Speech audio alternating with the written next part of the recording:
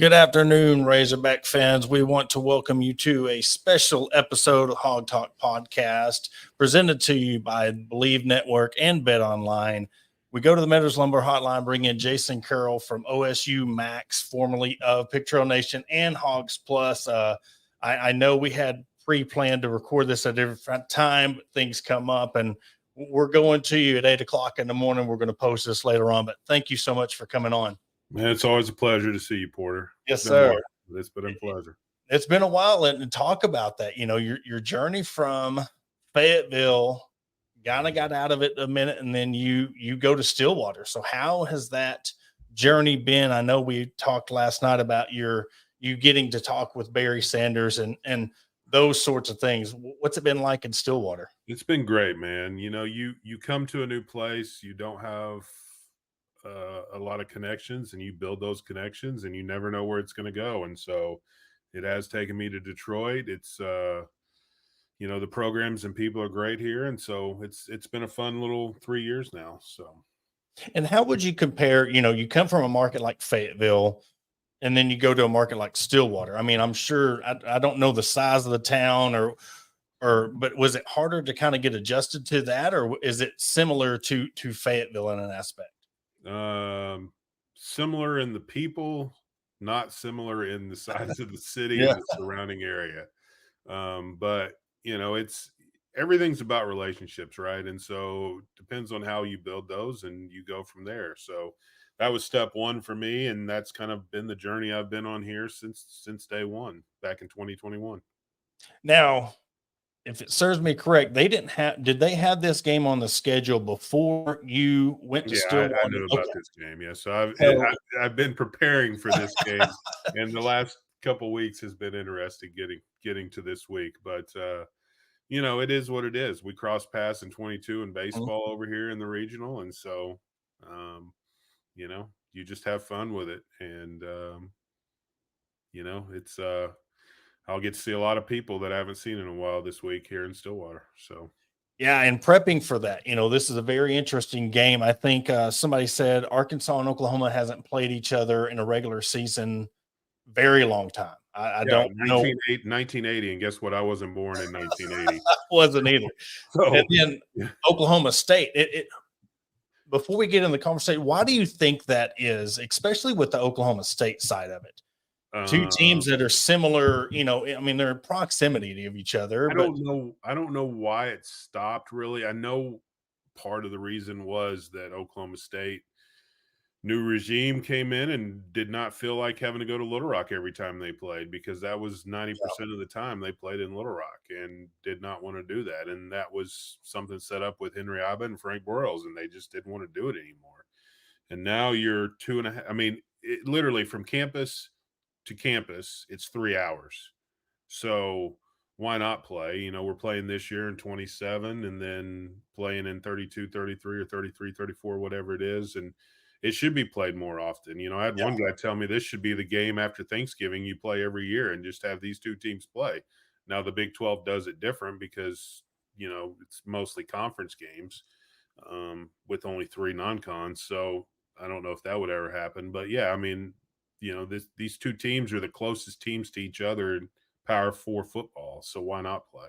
Yeah. And I think a lot of it too is if they did try to make this, I think the Missouri kind of ruined, like in the eyes of the fans, if you bring this into an every year deal, they're going to feel like here's another forced rivalry because Arkansas is desperately looking for that rival, and they did it with Missouri. So do you think that would be an issue if they did decide to try to play this every year? I don't think so. I don't think it'll ever happen. But yeah. I mean, who knows where we're going to be in college football in 5 years? Exactly. I mean, there may be 48 teams playing in a power league, and there may be 60. Who knows? So I don't know what that's going to look like in the future, but they should play. They should play in every sport. And there's different things with different teams, coaching staffs, why they don't play. But, you know, I'm looking forward to fall baseball here during both of our bye weeks in October, Friday and Saturday. And then softball's playing in Tulsa against Oklahoma State. Or Arkansas and Oklahoma State are playing in Tulsa, you know, in a softball exhibition this fall. So at least they're getting some games in, whether they count or not. Yeah, I mean, it's always good. And look, whether they count on the record book or not, it's always good to bring those two programs together because they are, if you're wanting to get good quality games, I know they were talking about one time instead of doing a spring game, maybe have a spring game against other team. And you've got a quality opponent right there in your backyard that you can do this with. You're not having to bring in some smaller school or play Tech or whoever. You can bring in Oklahoma State and Oklahoma State bring in Arkansas and have some quality exhibition games. But moving to this game, I really want to talk about. I know it was UAPB. I know 70 points, but what was a big takeaway from the Arkansas standpoint of was you surprised that it ended up being 70-0? And what were things that stuck out to you about this team that you've seen on Thursday? Well, I don't think you're surprised that they won the way they did. Arkansas is better. To what level is Arkansas better? Everybody's going to find out on Saturday here in Stillwater.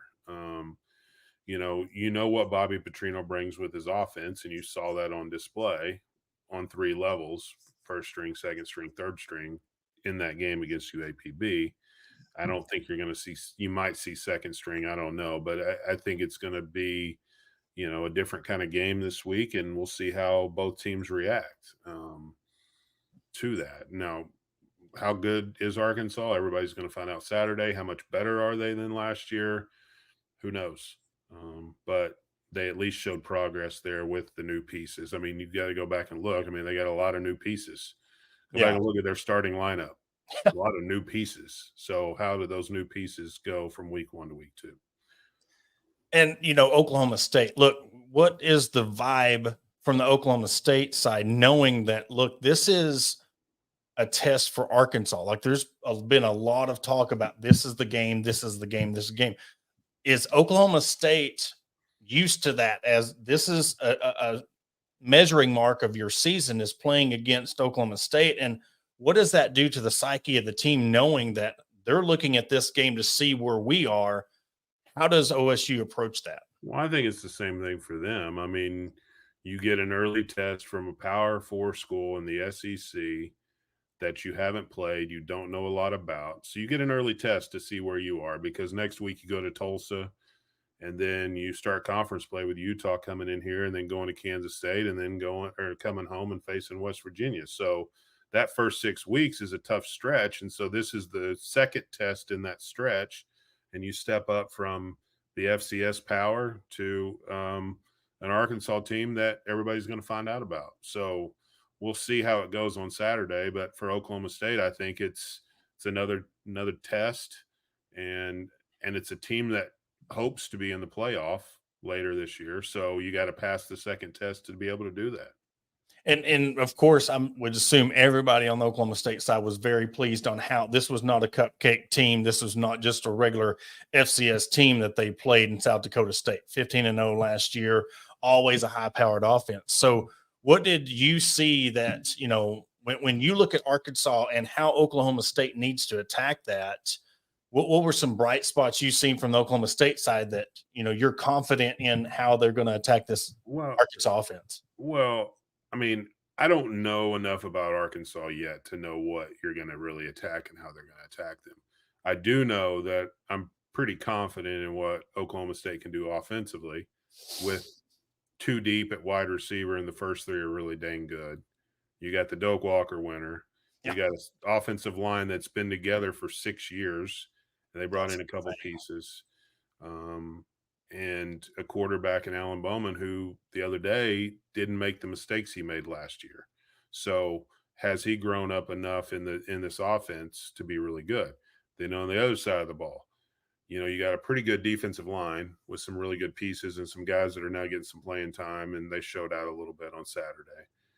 You got arguably one of the top 5 linebackers in the country, Nick Martin.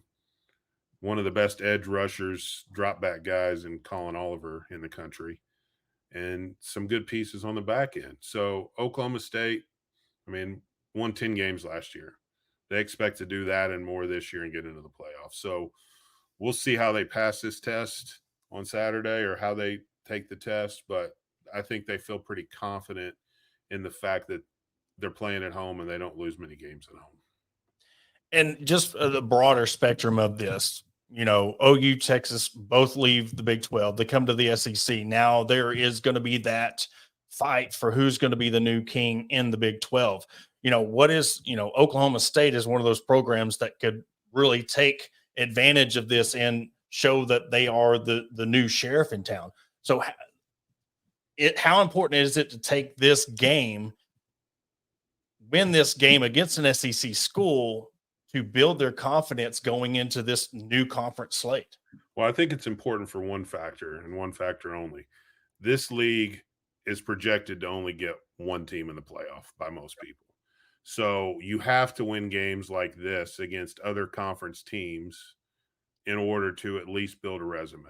Now, Arkansas is not going to be a top tier SEC team, I don't think, but they might be. Who knows? And so you still need to win out of conference games against Power 4 teams. So that's what Oklahoma State needs to do. As far as the conference, it comes down to week one, really. I mean, now there's 8 other games past that.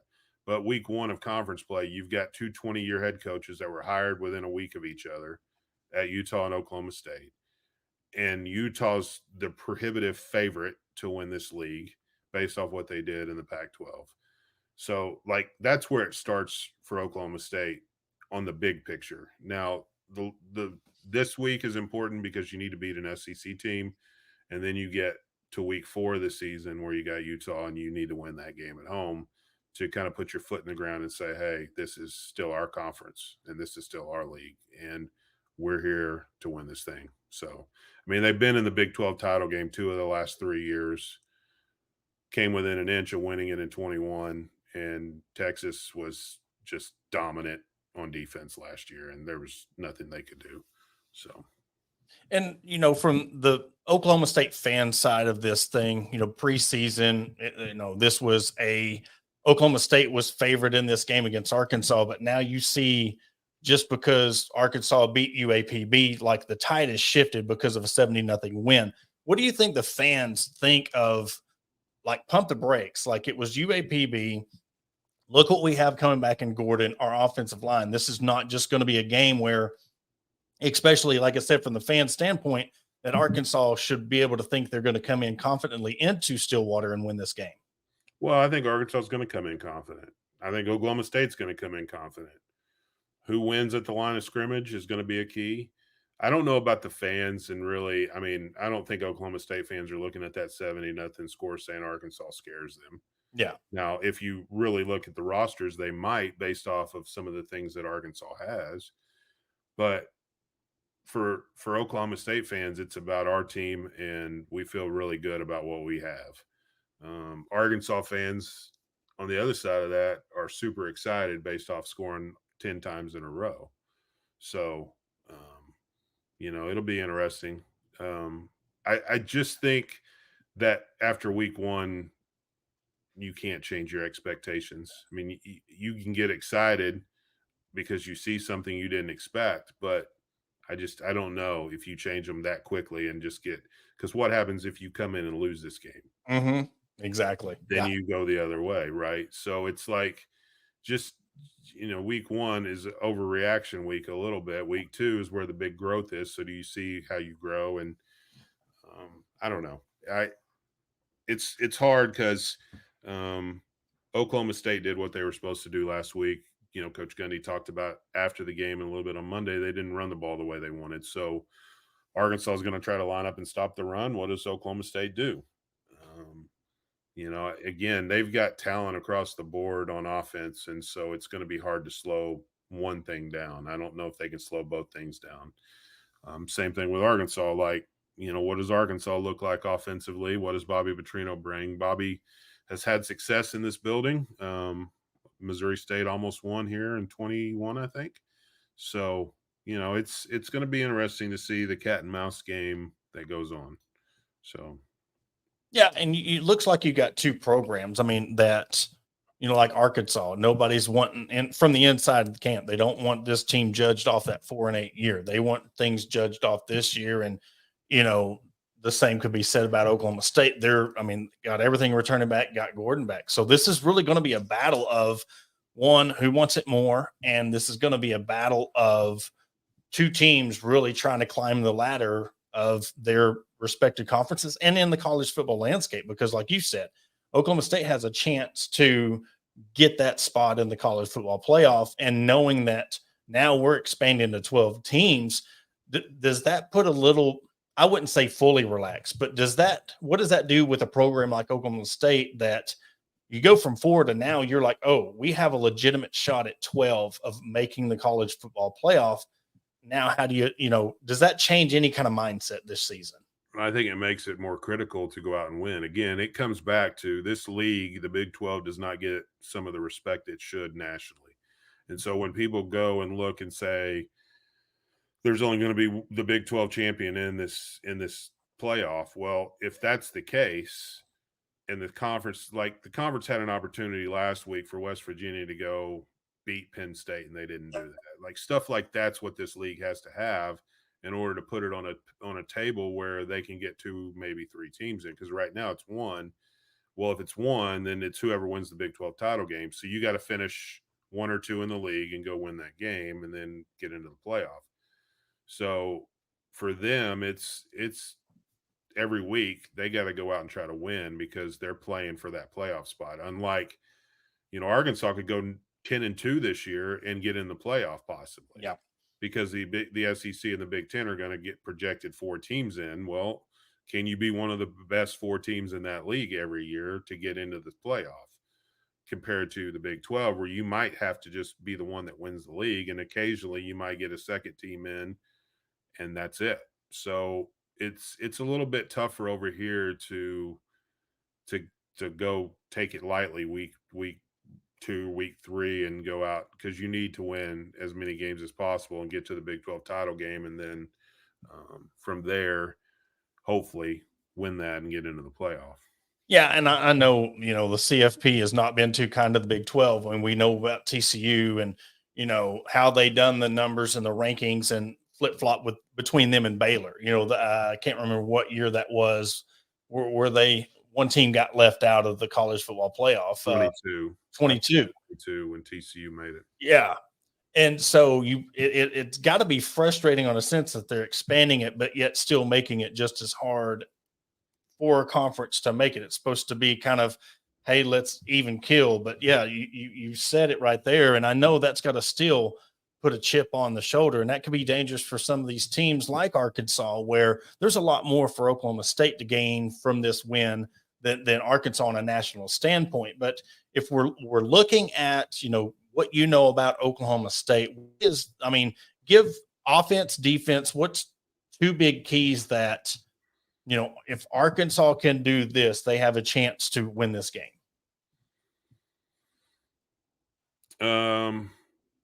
Defensively, it's pressure. Yeah. But I think Oklahoma State can counteract some of that pressure. So I don't really know. On offense, do they?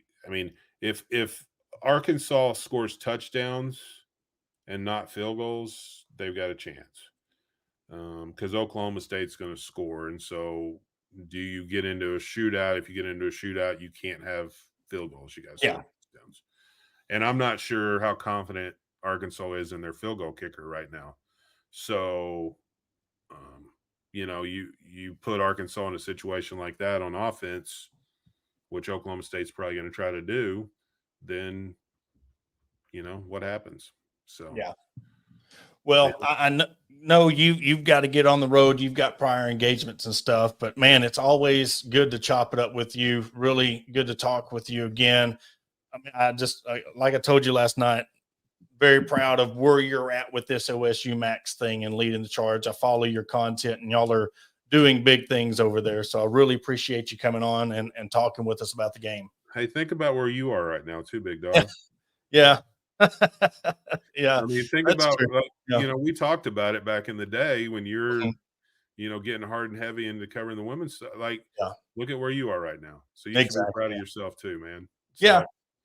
We just eclipsed 50,000. So yeah, it's been a long journey. I think 19's when I started. So it's, you come a long ways, and you look at where the women's programs are. So it's been a lot of fun seeing every one of these women's programs when nobody was in the stands or in the press box, that you were, you're actually getting to see what's happening with all these teams. So it's been a lot of fun. Yeah, and one thing, I think Oklahoma or Arkansas fans coming to Stillwater, the ones that are coming, will enjoy themselves on Saturday, win or lose. People are great; they'll enjoy the stadium.